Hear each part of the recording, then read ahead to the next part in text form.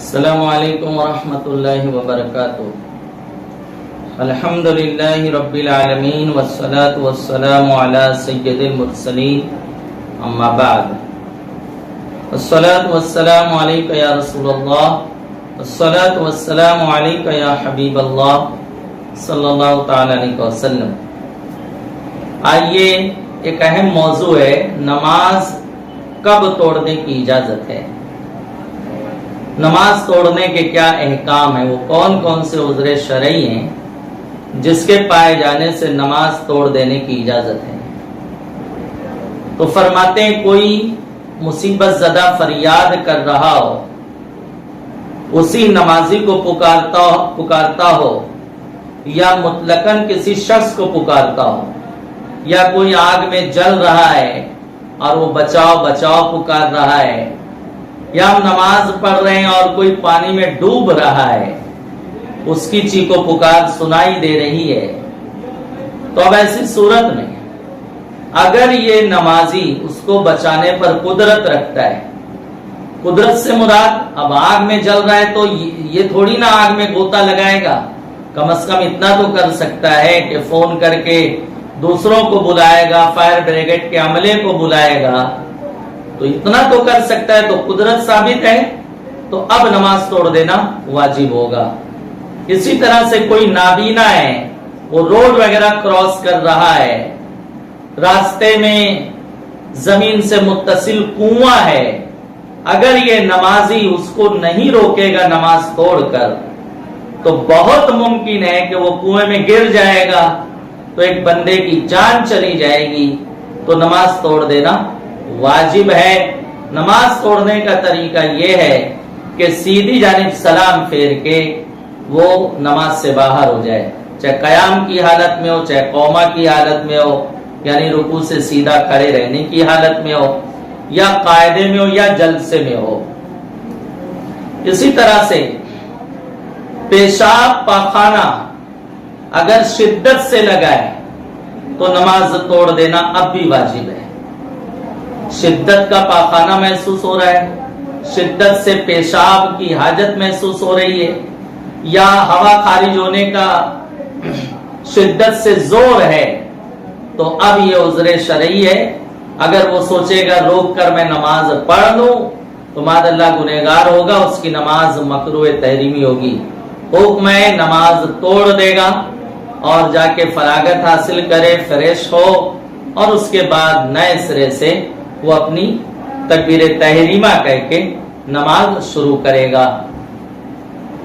اور ابھی نماز میں آیا نہیں ہے، مسجد میں آیا، اس کو شدت سے استنجا لگا ہے، تو اگرچہ جماعت کھڑی ہے وہ جماعت میں شامل نہیں ہوگا، وہ جا کر پہلے اپنی حاجت سے فراغت حاصل کرے گا، ضروریات سے فارغ ہوگا، اب وضو کر کے آئے، جماعت ملتی ہے تو جماعت میں قاعدہ آخرہ بھی مل گیا، تو جماعت مل گئی، ورنہ وہ انفراد ہی پڑے گا۔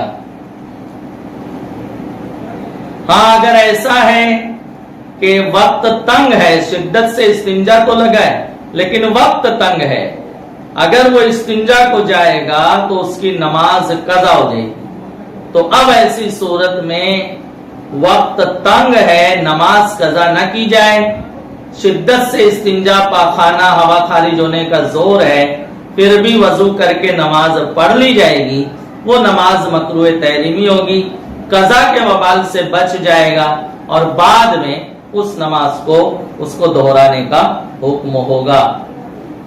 اسی طرح سے نماز توڑ دینا کب مستحب ہے، نماز توڑ دینا کب مستحب ہے، تو پیشاب پاخانہ کی حاجت محسوس ہو رہی ہے، شدت سے نہیں لگائے، بس محسوس ہو رہا ہے، حاجت محسوس ہو رہی ہے، تو اگرچہ نماز میں ایسا ہوا تو نماز توڑ دینا مستحب ہے۔ اسی طرح سے حالت نماز میں کسی اجنبی عورت نے چھو دیا، شادی بیاہ کا ماحول ہو، کراؤڈ ہو، مجمع ہو، تو اس میں ایسے مواقع آ جاتے ہیں کہ راستہ وغیرہ تنگ ہو، تو اب کوئی نماز پڑھ رہا ہے تو آتے جاتے किसी औरत का बदन उसे टच हो गया, मस हो गया, तो अजनबी औरत का बदन छू गया है तो भी फरमाते हैं मुस्तहब है कि नमाज तोड़ दे। पढ़ेगा तो नमाज हो जाएगी, लेकिन मुस्तहब है, बेहतर है कि नमाज तोड़ दी जाए। इसी तरह हालत नमाज में लिबास या बदन पर इतनी निजासत देखी जितनी निजासत के होते हुए नमाज जायज है। अब निजासत गलीजा और खफीफा के बयान में वो मसाइल हमने पेश किए थे, वो आपको याद होंगे तो बात समझ में आएगी कि निजासत गलीजा अगर दिरहम से कम लगी है तो नमाज हो जाएगी, लेकिन खिलाफ सुन्नत होगी, सवाब में कमी होगी, मकरूह तंजीही होगी। इसी तरह निजासत खफीफा लिबास या बदन के जिस हिस्से में लगी है उसकी चौथाई से कम में है, जब भी नमाज हो जाएगी तो नमाज जायज होगी, लेकिन मुस्तहब है कि नमाज तोड़ दी जाए। मुस्तहब है कि नमाज तोड़ दी जाए और जो है लिबास वगैरह, बदन वगैरह जहां निजासत लगी उसको अच्छे से धुल दिया जाए और फिर नमाज दोबारा से शुरू की जाए। तोड़ने का वही तरीका है जो बयान हुआ कि जिस रुकन में है उसी रुकन में सीधी जानिब सलाम फेर देंगे, अस्सलाम वालेकुम रहमतुल्लाह, खुरूजे बेसुने ही उसका अदा हो गया। अगर इस तरीके के अलावा मादल्ला ऐसे ही चल पड़ा वो हराम होगा, गुनहगार होगा। ये नमाज की जो है उसके आदाब के सख्त खिलाफ वर्जी है। आप नमाज में आ चुके हैं तो बाहर होने के कुछ आदाब हैं, उसको फॉलो करना होगा। तो तरीका यही है, सीधी जानिब सलाम फेर दे, अस्सलाम वालेकुम रहमतुल्लाह। अब जो है वो अपनी हाजत वगैरह जो भी मामला है वो पूरी करे। इसी तरह कोई नफल नमाज में है, उसकी माँ बाप, दादा दादी, नाना नानी कोई उसको पुकारते हैं और उन्हें ये मालूम नहीं है हमारा बेटा बेटी, पोता पोती, नवासा या नवासी नमाज में है, उन्हें इसकी खबर नहीं है और वो नफल नमाज पढ़ रहा है, तो उनके बुलाने पर उसको इजाजत है, वो चाहे तो नमाज तोड़ सकता है। नमाज तोड़ दे, सीधी यानी सलाम फेर दे, अब उनकी खिदमत में हाजिर हो, जो हुक्म फरमाए उस पर अमल करे। लेकिन अब वो नमाज उस पर पढ़ना नफल नहीं होगा, वाजिब होगा।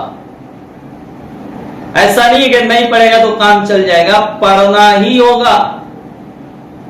मसला यह है कि नफल इबादत बिल इरादा अपनी मर्जी से जब शुरू कर दी जाती है तो उसका पूरा करना वाजिब होता है, चाहे वो नफल रोजा ही क्यों ना हो।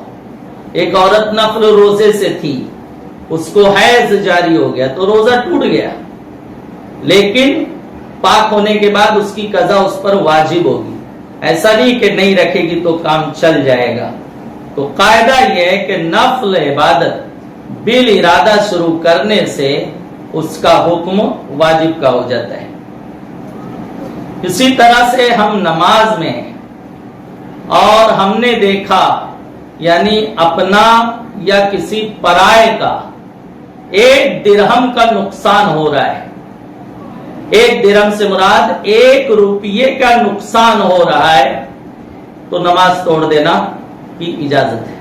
नमाज तोड़ देने की इजाजत है, नमाज तोड़ दी जाए और उस नुकसान से अपने आप को और अपने उस भाई को बचाया जाए। कई ऐसे हादसात होते हैं, नमाज में है, सजदे में है, अंदर से पीछे से किसी ने हाथ डाल के मोबाइल निकाल लिया। अब वो बंदा देख रहा है, वो समझता मैं नमाज में हूं, अरे मोबाइल तो कई हजार रुपये का है। मोमिन का 1 रुपये का नुकसान ये शरीयत को पसंद नहीं। नमाज तोड़कर नुकसान से बचने की इजाजत दी गई, अपने माल की हिफाजत का हुक्म दिया गया। तो अपना हो या किसी पराये का हो, अगर 1 दिरहम का नुकसान हो रहा है तो नमाज तोड़ सकते हैं। औरत है, घर में हमारी माँ है, बहनें हैं, उन्होंने दूध गर्म करने रखा और नमाज शुरू कर दी, तवज्जो हट गई, اب اسمیل وغیرہ آئی، بہ رہا ہے دودھ، اب ان کو تو سمجھ میں آ جاتا ہے، تو اجازت ہے، نماز توڑ سکتی ہیں وہ۔ وہاں تو کئی روپیے کا نقصان ہو رہا ہے، اسی طرح سے دیگر معاملات میں۔ تو اس میں کب نماز توڑ دینا واجب ہے، کب مستحب ہے، کب مطلقاً اس کی اجازت ہے، میں نے صراحت کر دی۔ امید ہے یہ مسائل شرعیہ آپ کو سمجھ میں آئیں گے۔ اللہ تعالی ہم سب کو اپنے نماز کی حفاظت کی توفیق عطا فرمائے۔ السلام علیکم ورحمۃ اللہ وبرکاتہ۔